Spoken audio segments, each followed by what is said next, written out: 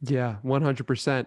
And I want to talk about the first 3 years of your journey of posting on Young Pueblo. What was that like, and how did you keep going? Was it easy for you to keep going because it was just you?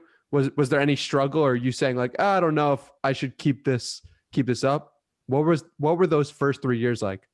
Yeah, there were definitely moments where I was like, man, like what am I doing? You know, like I was like I enjoyed writing, right? I think of myself more as a writer than a poet. I because I care much more about the message than I do about the format.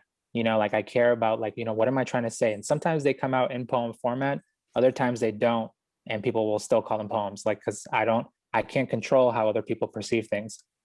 So and I'll, you know, so I think a lot of that time was just spent like trying to figure out like, okay, you know, what am I learning? What really is happening with the human condition? What are commonalities that are happening across the board for all people that, you know, what are we all struggling with? And writing those things down, but then also writing them down in a way that can connect with people, especially in that 3 year part. There was a moment that was a pretty big shift. Like originally, I used to post like pictures of nature that I would take, and then underneath I would write essays. And I think at that point I had gotten up to like 30,000 followers. But like the big shift was when I was getting really inspired by R.M. Drake and Rupi Kaur and like R.H. Sin and people who were like they're like some amazing poets. And they had totally you know, totally different messages from the things that I was putting up, because like my stuff was like really like reflective self-awareness type material. But you know, they were writing about like love and heartbreak and like, you know, these things that I was like, man, this is so beautiful.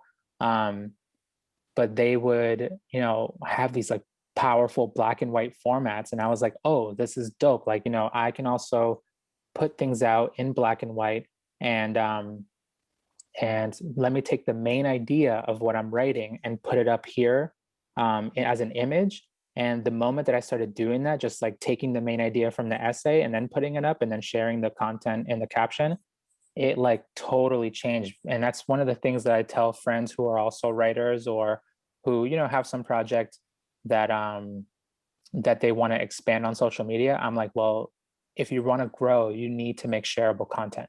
You need to make Mhm. things that people are going to want to put up on their stories or put up on their pages, because otherwise, like how, you know, how else are you going to grow? So shareable content is the key.